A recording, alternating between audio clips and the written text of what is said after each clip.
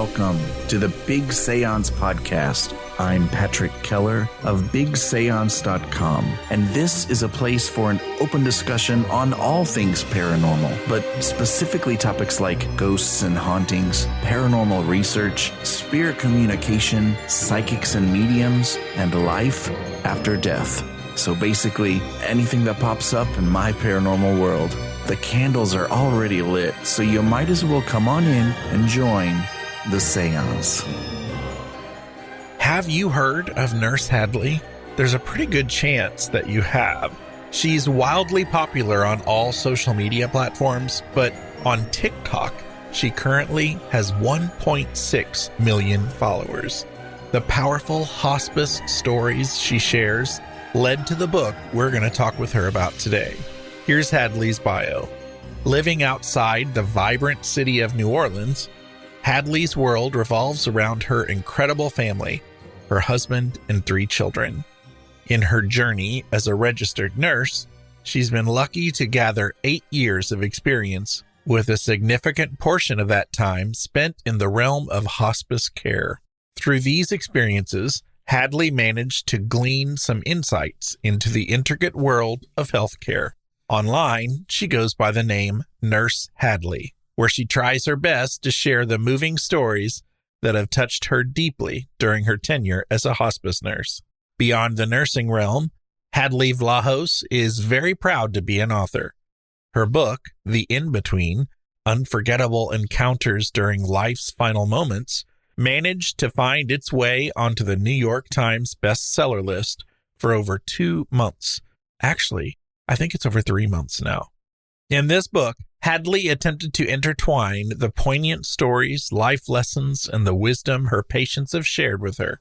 Her aspiration is that the book not only captures the essence of end-of-life care, but also highlights the art of living life to the fullest. Presently, Nurse Hadley's heart and soul are deeply invested in a project that resonates with her passion, establishing the Hadley House, a nonprofit respite hospice house. It's a dream that envisions a serene sanctuary for families to gather and commemorate the lives of their dear ones in an environment of support and solace. You can learn more about Hadley or the book by going to nursehadley.com or Nurse Hadley on just about any social media platform. Pour your tea.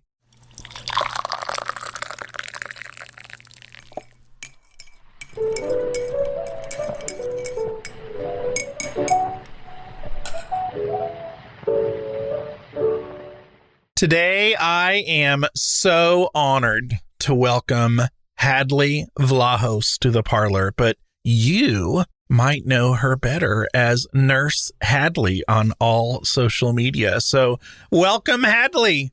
Thank you for having me. Big shout out to my husband who brought you to my attention. He is not into this stuff. The paranormal stuff or the death spiritual stuff, but he's very supportive, and sometimes he'll see interesting creators and authors who he knows I'll totally love, and he's like, you should really check her out. And so I did, and I read your book and cried every 5 pages, so I'm supposed to be mad at you for that. I had to take lots of breaks, and now we're here. So I'm so glad you gave me some of your time because you're busy. Thank you so much. I'm so excited to talk about this. My biggest and most recent experience with hospice was a couple of years ago. My listeners will remember me talking about losing my grandma, who I was very close to. And it was probably the hardest loss that I've personally had to deal with. And the hospice company and those volunteers that took care of her, they were amazing. And unfortunately for my Bama, she was in a lot of pain for weeks before she passed. And they struggled to keep her pain free. And she just hung on and hung on. And it was so hard to witness and understand and to know what to do, or if there was anything to do. And, you know, family members struggle and they're sometimes bickering and you're not sleeping and you're not always presenting the best side of yourself. And I just remember after it was all over, and, you have the time to process what happened. I just couldn't stop thinking about how thankful I was for those nurses and volunteers and how strong they have to be and how much they sacrifice. And I did my best to contact who I could afterward and write them to tell them, I had so many feels and I was so appreciative, but, life goes on. And for them, they had dozens of patients after that. And so I hope you'll allow me to treat you as kind of a stand-in for those wonderful people. And on behalf of my family who, are all strangers to you, I want to thank you from the bottom of my heart for the work that you do. Thank you so much. And I promise you, we still think about all of y'all. I know every single person and their family member, and I still think of people all the time. I have to say, though, even as a person who believes in an afterlife, I don't fear death. My Bama's death has kind of given me a fear of dying in pain. Does that sound weird? Like, I have a physical disability and other health issues, and I just hope to God that I don't have to have that experience. So a selfish question first would be, can you make me feel better about dying and not having a painful experience?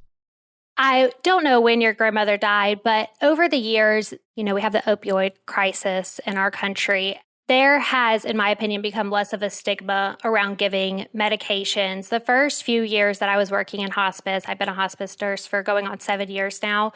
They were really, really, really strict with us as to how much we could give. And there's that horrible stigma saying that we kill patients, which I hate. And that public perception seems to have shifted. And I personally feel like we are doing better at pain control. And every year it gets better and better. Oh, good. There are many ways that people die, and they're not always planned, obviously. But tell us the difference between dying in a hospital and dying under the care of hospice. It is very different. And I didn't realize that when I was in nursing school, how different it was. But then I worked in a hospital as my first job, and I saw a lot of people not be able to have any control over what was happening to them at the end. And all of these decisions were being made for them. And a lot of times they were not what the majority of people would want for themselves, such as being on a ventilator or, family not being able to come and go as they please. But in hospice, you're usually in your home or the place that you live. Your family can come and go as they want. And you and your family are the ones in charge, which is a very big difference from the hospital where it is, of course, nurses and doctors in charge. And I always like to say for my patients and families, I am your backseat driver, and you can either ask me for directions or you can tell me to shut up, but I am there to help you. I was so excited because I read your book first before finding you on social media and doing my homework there. But reading along with some of your first patients and feeling the anxiety that you felt about not knowing what to do and not feeling adequately prepared. And so I was so excited for you when you started finding success and finding kind of a niche in the nursing world. Tell us about some of those first experiences. When I first got started in hospice, I really thought it was just going to be just like any other healthcare job, which is very task-based. We do a lot of tasks. You give this medication, you do this medical procedure. And I was so shocked whenever I got into hospice, and it is such a whole person experience. We really are making sure that not only the patient is taking care of their mind, body, spirit, but their family as well. And I was not taught that in nursing school. We do talk somewhat about the mind part, but not really the whole person. And it was very confusing to me. I did not know how to navigate it. And as you said in the beginning, these are very stressful situations that people are in. And people are not always at their best. And it is very difficult to navigate in the beginning. But I firmly believe that every patient that I've had has been my patient for a reason, and I am there to help them, but they are also there to help me and navigate me in some way. And those first patients really, really helped me learn how to become a great hospice nurse. And I love that you even credited them in your book, which is beautiful. Thank you. So, weird question. As soon as I finished your book, I immediately went to social media and instructed everyone in all caps to read this book. Although we're really kind of preaching to the choir, you should know, with my podcast and my listeners. But based on your professional opinion and with your experience, is there anyone who should not read your book? Do you know what I'm saying? I don't know, like a trigger warning, or like, are there people who aren't prepared or ready for your book? Or in your opinion, do you think everybody should read it no matter where you're at in life?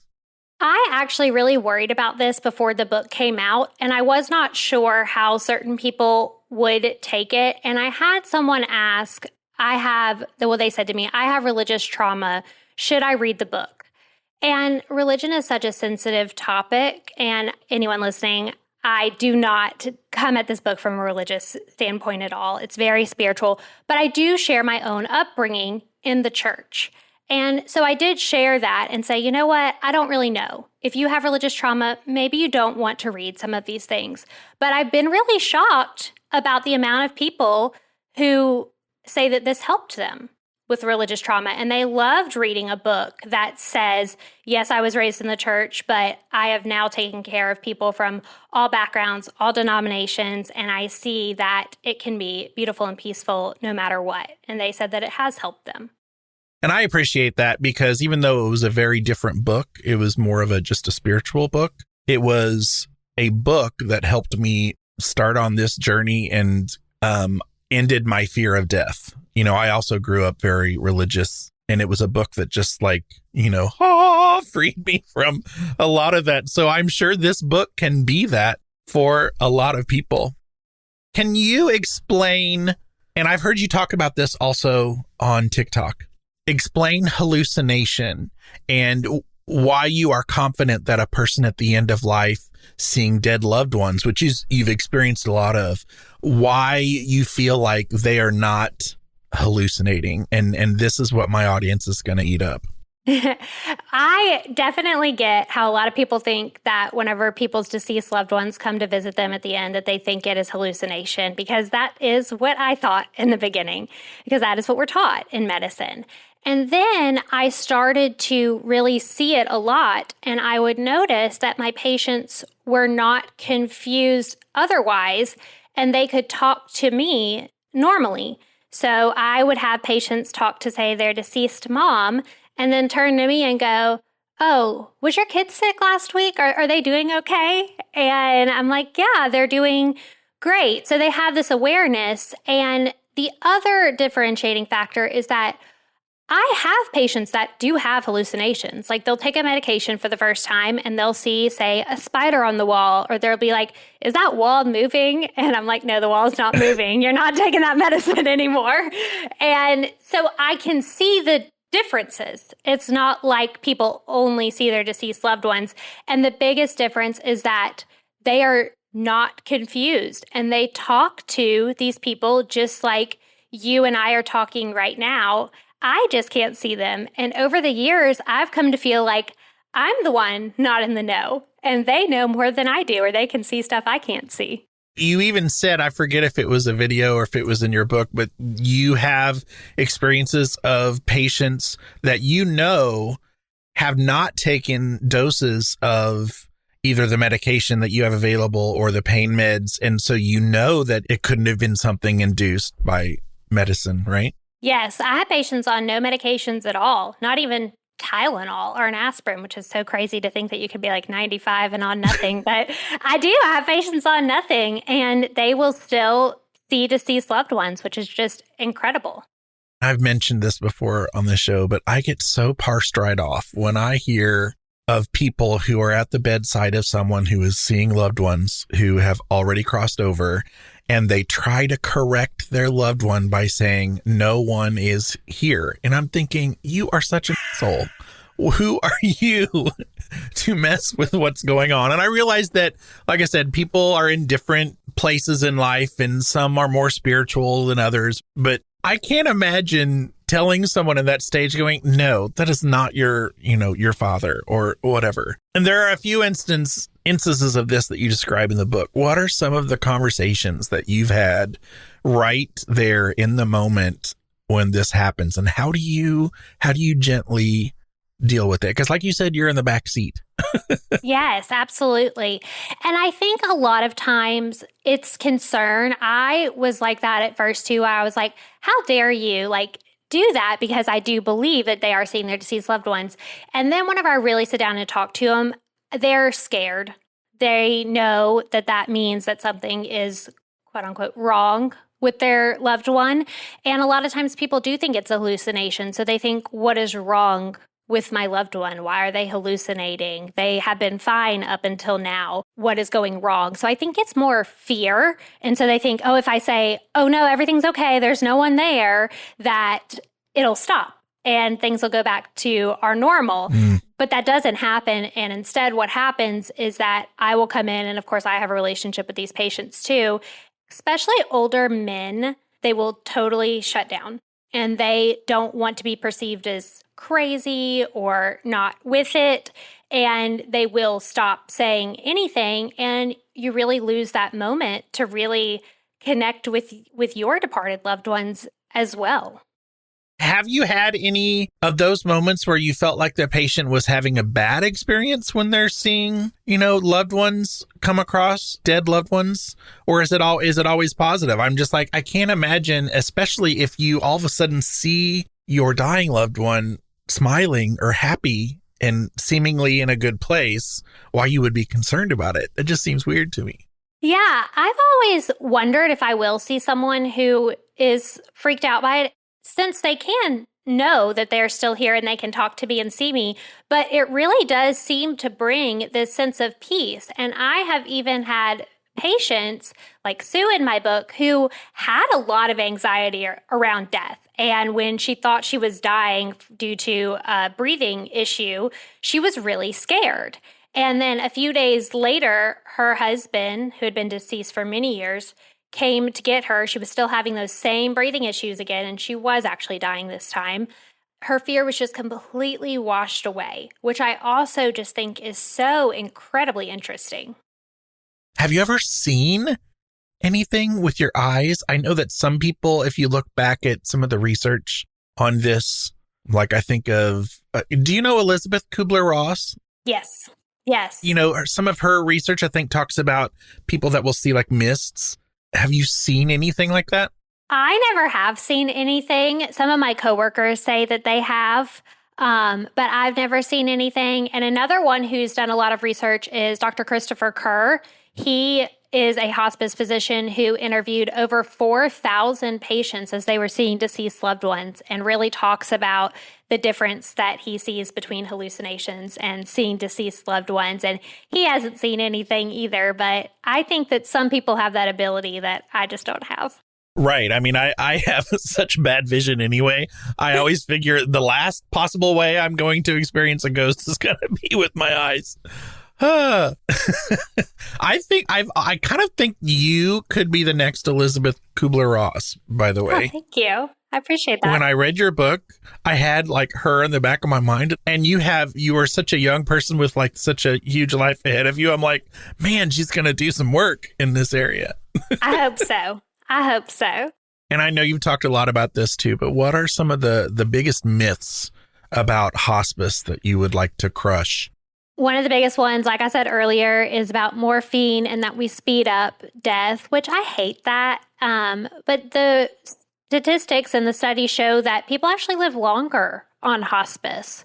And there are many times that we will get patients that I believe only have a few days left to live after having chemo or being in the hospital for a week. And they come home and they get comfortable, and the power of pain control is what I always say. And they'll live another month or so. And there is a lot of power in just being emotionally okay. And we do not give deadly amounts of morphine. And we give, I'm sure you saw it with your grandmother, this little bitty dropper. It's this little bitty amount. And most people, once they actually have a loved one on hospice, they understand it better. Yeah. One thing I learned through your writing that I didn't experience with my BAMA. And it surprised me. I did not know was the energetic phase that many patients have when they're very close to the end. And you had a couple of patients, at least, that you mentioned in the book with this. And I think it's fascinating. Can you talk a little bit about that? It is. We call it the surge of energy. And it is where patients can suddenly do things that they have not been able to do in years. So for Alzheimer's and dementia, sometimes we will have patients who haven't even spoken in months that will suddenly remember the people around them and start talking and have memories and reminisce with people. And they just get this small window of about a day where you kind of get them back in a way. And that is incredibly interesting to me because science says that once those neural pathways are gone, they don't come back, but there has to be something there. And then with other patients that don't have Alzheimer's and dementia, sometimes we will see them get out of bed when they've been bedbound, or they will ask to get out of bed into their wheelchair and go into the living room and eat ice cream and just talk with people. The unfortunate part of it is that sometimes caregivers are not prepared for the possibility of this happening, and they think that their loved one is getting better, when in reality, it's a sign that they are about to die. And so sometimes it gives that false hope, but I'm hoping by educating people and them understanding, they can instead embrace that time and just take it for what it is and really enjoy it. And that confusion is understandable because you wrote about one patient who was straight up out in the yard with a chainsaw cutting down a tree, right? Going through this. And that would be very confusing. Yeah, that was a social media video. That carpenter patient, and I called our doctor and said, this person does not need to be on hospice. He is cutting down a tree in his yard. And then later that day, he took his dog to the Coca-Cola factory for a tour, which I didn't even know we had one around us. And I just was like, he does not need to be on hospice. And he was like, okay, we'll start the paperwork. I go to bring the paperwork back and he's dead. And it's like, whoa. That is unbelievable. The body and the way God works. It's so weird. Another one of your videos mentions that people who are described by loved ones as stoic, reserved, and introverted tend to wait to pass alone. And you said people described by loved ones as open and extroverted tend to wait and pass with loved ones by their side. And when I heard that, I was like, that seems like something important for people to keep in mind. Yes. And to know. Where did that come from? It's really just observing it for many years and then talking to other hospice nurses and also hearing that they had that same experience. But I had always known this in the back of my mind, but I had a patient, she was an older woman who had been married to her husband forever, and they were opposites attract kind of thing. And he would not leave her side at all. He would not leave her side. And she said, I do not want to die in front of him. I believe dying is something like going to the bathroom. It's just something you do alone. I don't want him to see that. And she said, you better prepare him because I'm not dying in front of him. And so I told him that, and he was like, yeah, whatever. I'm going to be there for my wife, that kind of thing. And he would sit there. She was in a coma for 3 days. He would not leave her side. I would come over every day and have to bring him food because he would not leave her side. And she ended up dying in the middle of the night. I got the call. I was on call, and I show up, and the first thing he says to me is, you're not going to believe this. I was gone for 30 seconds in the bathroom, 5 to 10 feet away, and she died. And I just was like, well, that moment really cemented it in my mind that people really can choose their time of death. But I always want to make that distinction because whenever I say people can choose their time of death, sometimes people will say, well, why did my dad not wait for me? Or why did someone not wait for me? And I think it's really important that people know that I personally believe that sometimes people will protect us or they'll want to be alone. And choosing your time of death can go either way. They can wait or they can say, I think it's important that I'm alone when this happens. And dude, if somebody tells you that they're not going to die in front of you, listen to them. Maybe they're right, especially if you know your loved one. Believe them when they say it. Yeah. You've written about your struggle to not get attached to patients, and I wonder if it's still a struggle or if you've figured any of that out and how you process things after your patients are gone. It's still definitely a struggle, but I have learned over the years empathy versus sympathy, where I can say, I love this patient, but they're my patient and they're not my family member. And I do not need to go through this traumatic loss every single month. And I need to draw that boundary. And another big boundary for me was that I would be on call for all of my patients all the time, because I wanted to make sure that they had a familiar face. But what that was doing was burning me out. And it is much better for them to have a nurse that is not burnt out versus me trying to do everything for everyone and not giving all of myself. And so I've really, through therapy, had to learn those boundaries. And those boundaries not only help me, but they also help my patients. Because you say that, and I forget what the stat is, but you say a lot of hospice nurses burn out after so many years and leave the profession, right? Yes, I forget what the actual stat is, but the vast majority of hospice nurses will not be hospice nurses after 5 years. Wow. How does a family go about choosing hospice, especially if they don't have a lot of experience with it? And what can they do to prepare, I guess? It is definitely difficult. If you haven't been a caregiver already, a lot of the families that I do take care of have already been caregivers for many years for their loved one, which you probably experienced with your grandmother. Your family was probably already caring for her before hospice came in. And so a lot of times we can just be help, an extra set of hands, someone to call instead of having to go to the ER, which can be really wonderful. But then occasionally you do get those instances where someone goes into the ER, they get a terminal diagnosis that they can't do anything about, and all of a sudden they're coming home and their spouse or their parent or their child is now a full-time caregiver, and they're not prepared at all. And that is incredibly difficult, but my best advice is to just ask the hospice nurses how to do things. I always also tell hospice nurses to remember that not everyone knows what you know. And I think it's so easy to assume that what you know, everyone else knows. And for a lot of people, a caregiving journey is completely new and they have no idea what to do. And what might seem very basic to us is not to someone who has not done that before. But whenever they're choosing a hospice company, I love this question because no one ever asks me yet. But if you're choosing a hospice company, usually you'll have a lot of options. And my first suggestion is to always ask friends and family for recommendations. That would be your best bet.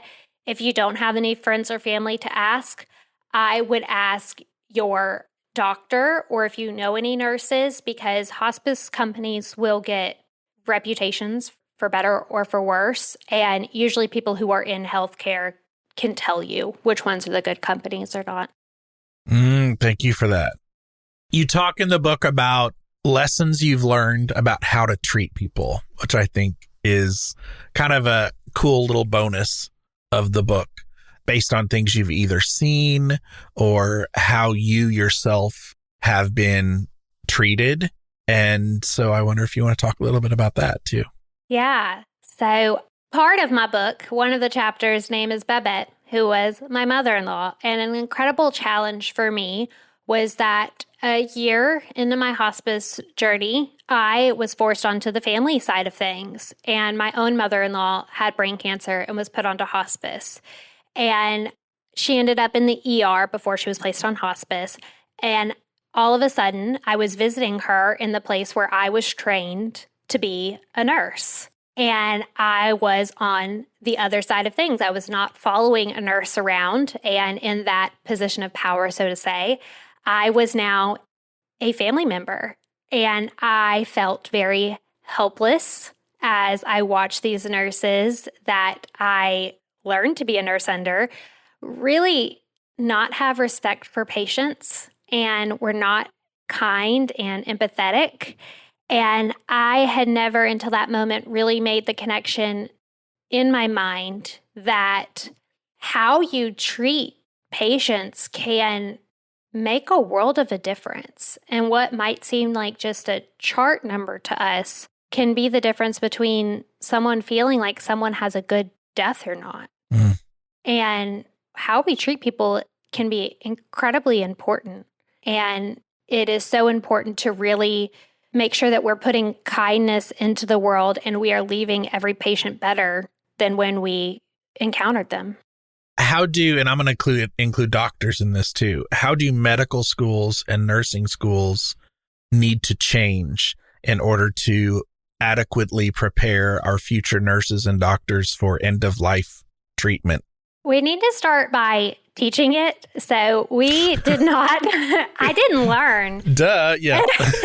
But you would be surprised, even though you deal with so much death as a healthcare worker, no matter what field you're in, we spent so much time on labor and delivery, the beginning of our life, even though I think only 2 of my classmates went into labor and delivery, which is a specific specialty that only those nurses will encounter. Whereas death really touches almost every specialty. And I believe we had 1 class on death specifically, as opposed to 6 months in labor and delivery. And I think it's because a lot of people are still very uncomfortable with it and they don't know what to do or how to teach it. And what that results in is a lot of nurses feeling uncomfortable with it. And patients and families are looking at you for advice and you don't know how to give it. And I have really had to learn over the years through trial and error, but I don't think it should be like that. I don't think that we should be teaching people how to deal with death through trial and error. I really think that we should be showing nurses this is an experience that you might encounter. And something I'm doing, as you've seen on TikTok right now, is these are the different types of grief that might seem very unusual, such as avoiding going into a room after someone's died and cleaning the house instead, or seeming to not really care about someone dying and really educating and sharing. These are so normal, and this is why it's happening, and this is what we can do to help that person. For example, the one who was cleaning the house whenever her husband was dead, she just was distracting herself and doing this and folding the blanket. And I said, what we need to do is give her something to do. She doesn't want to just sit there in her feelings. But if I say, hey, can you help me get your husband dressed? Can you help me do that? It is so helpful, but we really need to be teaching students this. I'm a recent retired music teacher, and it makes me think of, my certification was always K through 12 vocal and instrumental certification, including orchestra. And me, who's never played a stringed instrument ever, there's that one week of school where they're like, here's a violin and, take this book and, just give it a couple days. Awesome. Neat. Now you're certified. And you can teach other people. Yeah. Like I could sit in a huge school and have this huge orchestra program based on that 1 week that I learned to hold a bow. And I'm just like, what? You would certify me for that? It is. It really is. And see, I wouldn't have any idea that that's all the training that you would get and the same goes for nursing. I think a lot of people have no idea how little schooling there is for death and dying. Crazy. I cannot imagine. And me sitting in a classroom of students, I'm responsible for a lot, but I'm not responsible for like their health and like them living or dying every day. I just can't imagine. Yeah. So this is something that I often ask my guests, but I don't think I've ever had the opportunity to ask someone with your perspective and experience this. So I'm excited to hear what you think. As you believe in the afterlife now, once you've declared, or once someone has declared death, What happens, in your opinion, once you get to the other side? Have you thought much about that? Like, once you're gone, what do you think happens? I've thought a lot about it. And the truth is that I've had to get really comfortable in the unknown and saying, I don't know what happens, but I do know that there is something beyond this world. And whenever I try to give it a meaning and compare it to something of this world, whenever I talk to patients who are in what I call the in-between, and they'll tell me things such as, I'm going on a trip. And I say, where are you going? And they can't answer it. And the conclusion I've drawn from that is that whatever is next is something that cannot be explained using the language we have, the references of our world that we have. It is just something that we cannot understand. And that is why they can probably see where they're going on their trip, but there are no words to be able to explain to me what it is. Especially once they get there.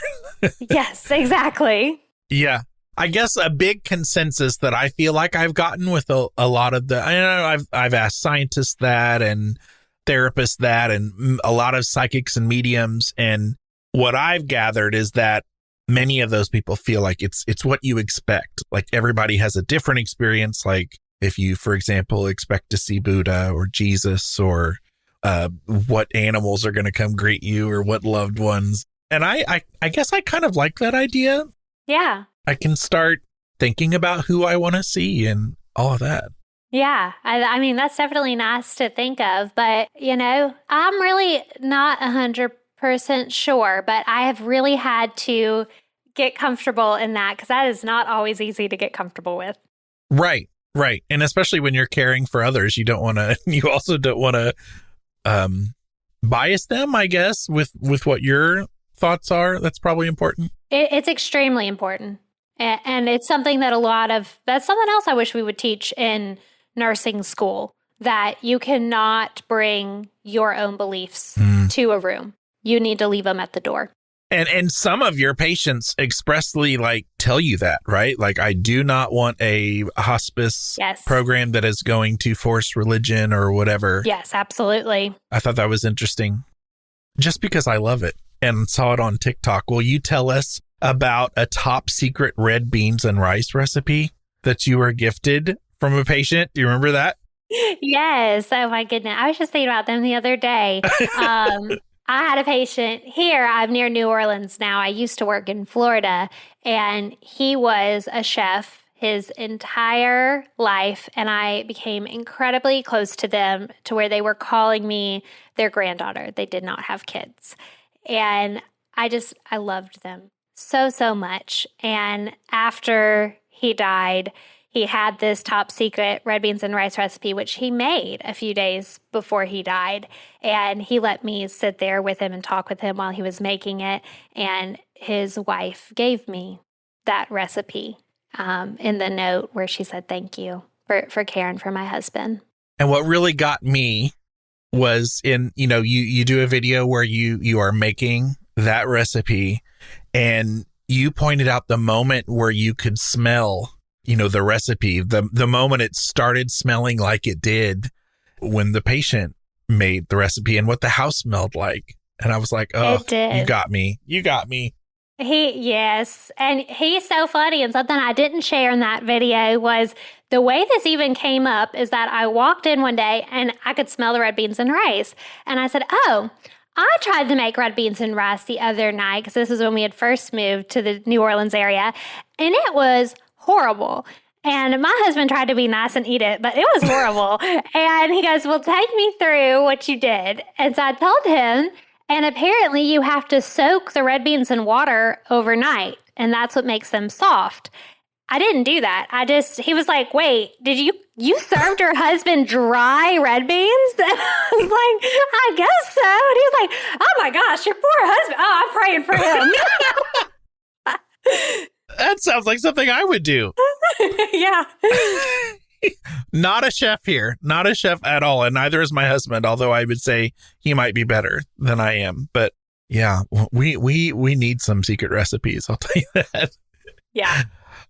I want to take plenty of time here toward the end and make sure that, and I want everybody to listen because I want to give you the opportunity to talk about what the Hadley House is. Yes, we're still in the very beginning stages, but I'm very, very, very excited. Something that I have seen as a really big issue while being a hospice nurse is families who need a little bit of extra help. They're feeling very burnt out with caregiving. We have something called respite in this country, which insurance will pay for, which is where you can go to a facility for up to 5 days and your caregiver gets a break. The issue is that usually people need a break near the end where symptoms are harder to manage and people are harder to take care of. And a lot of times that facility is a nursing home and they're in a shared room and the family member can't stay. So whenever they hear that, they say, well, I'm not going to risk not being there for my loved one whenever they die, especially when I've been taking care of them for years and years and years all by myself. So I'm just not going to use it. I'm just going to burn myself out. And like you were talking about earlier, you're sleep deprived and you're just like in this daze and you're not really able to really enjoy those last few days that you have with someone because you're so burnt out. So what I really want to start is a nonprofit hospice house where not only patients are there and they're taken care of by nurses, but the caregiver is as well. They are given a bed to sleep in. They are also given meals and they can be there. And they can also have one meal per stay where they can invite all their friends and family and have basically a living funeral. And there can be toasts to their life. And I think this is something that a lot of people want to do, but they lack the resources, the place, the ability to do it. But I go to a lot of funerals. I go to a lot of patients' funerals, and I always sit there during the eulogies and think, I wish my patient could have heard this. And I do believe that they hear it, but I wish I could hear their reaction to these different things. And I wish they could have been there. So I want for the house to be that place where everyone can come and they can express how they feel to a loved one while they're still here. I think this could be big. I think this could be like a big legacy for you. I think that might not be the right word. I don't know. No, that's my goal. Okay, awesome. Good. And to have many of them around the country is also a goal, right? It is. It's definitely my goal. And so they have hospice houses. Bigger companies usually have hospice houses, and they will use that as a marketing technique. Like, oh, well, choose our company because we have this house available to you that these smaller companies cannot afford to build. So I will not be affiliated with any companies. If you're on hospice, you can come. No matter what company there is. So my goal by being in so many cities is that I'm hoping it will allow the opportunity for more mom and pop, smaller hospice companies to open because anyone has the opportunity to then use the hospice house. Wonderful. And I wish you luck. Thank you. And we'll put links to all of those things in the show notes. So I guess I want to give you the opportunity to give any final thoughts. Anything else you want to say about your book? I mean, the book can be found anywhere, but, give us any final thoughts you have. Yeah, the book can be, anywhere you buy books, the book can be bought. It is on Audible. It is on Kindle. I hear that all the time. They're like, oh, well, if you make an audiobook, I'm like, there is an audiobook too. And it is 12 chapters, and each chapter is named after a patient because it is basically 12 short stories. And I always say, if you read cover to cover, you're going to see me evolve as a hospice nurse and as a person. But you can read each chapter and get a full story, which makes it very ADHD friendly, which is what I have. So you can pick up one chapter and read it. And oh my gosh, very readable, and you will cry. So get a fresh box of Kleenex. Are there more books coming? I'm hoping. We're working on it now. Okay, awesome. Oh my gosh, I'm excited. Me too. Well, Nurse Hadley, you have definitely affected me, and thank you. I'm now, following you in all the places, and I want to thank you so much for your time and energy away from your family to do this. And so, thank you. You rock. Thank you. Thank you for listening, y'all. We're For show notes, including links to anything we may have mentioned in this episode, visit bigseance.com. And you can continue the discussion and hang out with a great community of Paranerds by joining us in the Big Seance Parlor on Facebook. Want to hear your voice in a future episode? Go to bigseance.com/feedback to learn how. Thank you so much for listening. Unfortunately, it's time to blow the candles out, but we'll see you and light them again next time.